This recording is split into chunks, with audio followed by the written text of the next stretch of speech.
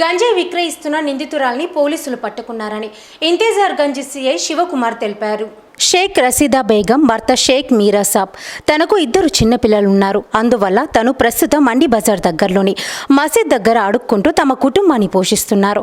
అడుక్కోవడం వల్ల వచ్చే డబ్బులు తమ అవసరాలకి తమ కుటుంబ పోషణకి సరిపోయేవి కాదు. దాంతో ఎలాగైనా సులభంగా డబ్బులు సంపాదించాలనే ఆలోచనతో బలార్షా వెళ్లి అక్కడ కలీం అనే వ్యక్తి దగ్గర సుమారు 1/2 కిలో గంజాయి 3,000 రూపాయలు ఇచ్చి తీసుకొని వచ్చి వరంగల్ మండి బజార్ ఏరియాలలో చిన్న చిన్న ప్యాకెట్లను చేస్తూ అక్కడ మసీద్ వద్ద తాగే వ్యక్తులకి అమ్ముతూ డబ్బులు సంపాదించేవారు.